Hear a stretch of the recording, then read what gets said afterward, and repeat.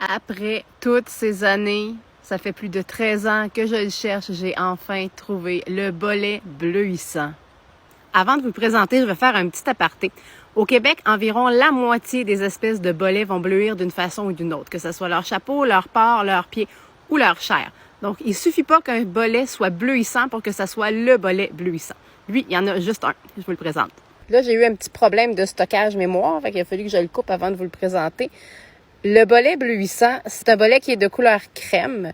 Donc, toutes les parties du bolet sont crème, puis son chapeau est méchuleux. Puis quand on le coupe, on voit que toutes les parties du bolet changent de couleur pour devenir bleu intense. Donc, si on le coupe, vous voyez que toutes ces parties bleuissent rapidement et intensément.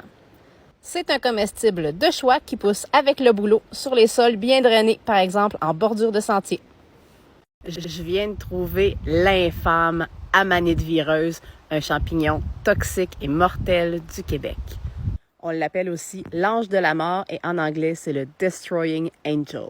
En plus, c'est vraiment un gros spécimen, là. Je suis vraiment contente d'avoir trouvé celle-là. Comme vous pouvez voir, l'amanite vireuse, c'est un champignon qui est tout blanc. Le chapeau est blanc, le pied est blanc. Je vais vous montrer, les lames aussi sont blanches. Puis, ce qui est important avec les amanites pour les reconnaître, c'est de voir la forme de la base du pied. Donc, on va la déterrer pour regarder ça. Bon, j'ai merdé un peu, là. Il y a une partie du pied qui est restée dans le sol. Elle est vraiment pesante, puis elle a comme cassé au lieu de sortir. Mais on voit quand même bien la caractéristique que je recherche. C'est la présence de la volve. C'est l'espèce de sac blanc qu'on va trouver à la base du pied chez l'amanite vireuse. Puis la forme de son pied aussi, qui est bulbeux. Vous allez remarquer aussi que le pied a une texture. Il est comme blanc floconneux. C'est typique aussi de l'amanite vireuse. Puis regardez sous le chapeau. Attendez, je vais m'approcher. Regardez sous le chapeau. Elle a un voile. Là, le voile est détaché du chapeau. Quand l'amanite est plus jeune, le voile recouvre les lames.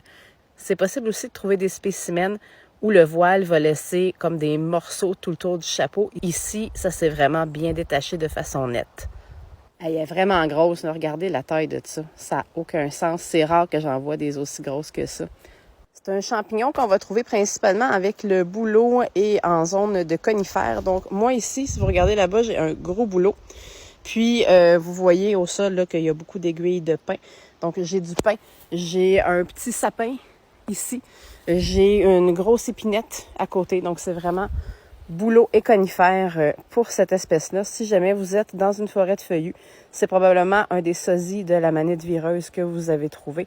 On a 4 amanites blanches toxiques mortelles au Québec qui sont des sosies.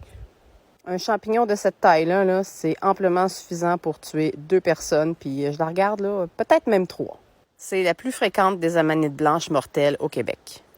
Je suis allée cueillir avec un de mes amis dernièrement, puis on est tombé sur une talle de pieds de mouton infinie. C'était incroyable. Il y en avait partout. À chaque fois qu'on traversait l'autre côté d'un arbre, il y en avait encore d'autres. C'était complètement fou. Ce qu'il faut savoir par rapport aux pieds de mouton, c'est que le genre a été retravaillé dans les dernières années, mais la clé d'identification est tellement complexe qu'en général, on utilise seulement le terme pied de mouton pour regrouper l'ensemble des espèces de Hydnum. On voit qu'ils ont un chapeau orange, puis les aiguillons sous le chapeau sont blanchâtres crème, légèrement beige. Les aiguillons ne seront jamais foncés sous le chapeau. Le pied est blanc. Puis si vous regardez sur le dessus du chapeau, au milieu, il y a un trou. Puis on voit ici que ça pousse dans la sphène, dans une forêt de conifères. Donc l'ensemble des caractéristiques permet de penser que ce sont des hydnes ombiliqués. C'est un excellent comestible. Par contre, vous allez voir que les aiguillons se détachent facilement, puis vous allez en avoir à la grandeur de votre récolte, puis à la grandeur de votre poêlée. Donc si vous voulez que ça soit beau à la cuisson, vous pouvez retirer les aiguillons. Sinon, vous pouvez les conserver. Il n'y a aucun problème. C'est parfaitement comestible. J'ai trouvé le tricolome décoré. Le tricolome décoré, c'est un champignon qui est tout jaune. Donc, le chapeau, les lames et le pied vont être jaunes, qui va pousser sur le bois mort de conifères, particulièrement d'épinettes. Puis, comme vous pouvez voir ici, là, j'en ai vraiment beaucoup sur le tronc. Parfois, il va être seul, parfois, il va être en groupe. Ce qui le rend facile à reconnaître, c'est la texture de son chapeau. On voit que sur son chapeau qui est jaune, il y a plusieurs écailles qui vont être plus foncées. Donc, son chapeau est vraiment très texturé. Je vais le cueillir pour vous montrer en dessous. Donc, vous voyez en dessous que le pied a un peu la même texture que le chapeau, puis vraiment tout est jaune là, sur ce champignon-là. C'est un champignon qui est non comestible, mais que vous allez trouver très fréquemment dans les forêts à ce temps-ci de l'année. J'ai trouvé un super bon comestible, le lactaire couleur de suie. Le lactaire couleur de suie, c'est un champignon qui a un beau chapeau brun foncé, velouté, comme s'il y avait de la poudre de cacao sur le dessus. Puis, c'est un lactaire, donc il va produire du lait à la coupe. Je vais le cueillir puis je vais vous montrer. Vous voyez que ces lames sont blanches. En vieillissant, ils vont devenir de plus en plus crème à légèrement jaunâtre. Puis là, on va le couper. On voit déjà une petite goutte de lait ici avant même que je le coupe. Vous voyez qu'il y a du lait blanc qui s'écoule de la coupe des lames. Puis le pied du champignon est de la même couleur que le chapeau, brun velouté. J'en ai trouvé plusieurs à côté de tailles différentes. Fait que je vais vous montrer comment les caractéristiques changent avec l'âge du champignon. On voit que chez le plus jeune spécimen ici, le chapeau est brun très foncé. Puis plus le champignon vieillit, plus il va pâlir. Puis celui-là ici, c'est le plus vieux que j'ai trouvé, mais il peut devenir encore plus pâle que ça. Puis je vais vous montrer les lames aussi. Donc chez les jeunes spécimens, les lames sont assez pâles. Puis plus on vieillit, plus ça devient un peu crème légèrement jaunâtre. C'est un champignon qui a deux sosies. Le premier, c'est le lactaire de Gérard, qui va lui ressembler beaucoup, mais qui va avoir des lames plus espacées. Puis le deuxième, c'est le lactaire violacent, qui va avoir un lait blanc qui tache de violet. C'est un excellent comestible. On le retrouve dans les milieux humides avec le sapin et l'épinette. J'ai trouvé un comestible que j'aime beaucoup, le polypore des brebis.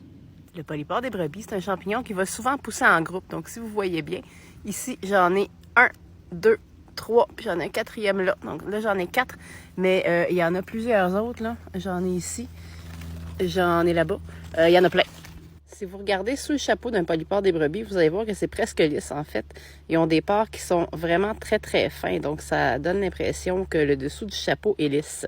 Le polypore des brebis a un sosie qui est le polypore confluent. Puis la différence, c'est que le polypore des brebis va jaunir au frottement. Donc, vous voyez, ça commence déjà à jaunir un peu, là. Donc, si vous voyez du jaunissement au frottement ou à la coupe, vous êtes en présence d'un polypore des brebis et non pas d'un polypore confluent. Au niveau du chapeau, généralement, il y a une forme assez irrégulière. Ils peuvent venir quand même assez gros, mais souvent, ils vont être petits.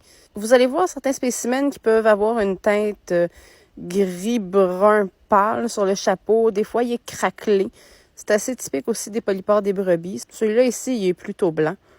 C'est un champignon que vous allez trouver au sol dans les forêts de conifères, généralement avec de l'épinette. Le problème avec les polypores des brebis, c'est qu'il est très, très souvent mangé par les vers. Donc, moi, je vais faire le tour de la table, puis je vais récolter ce qui n'a pas déjà été mangé.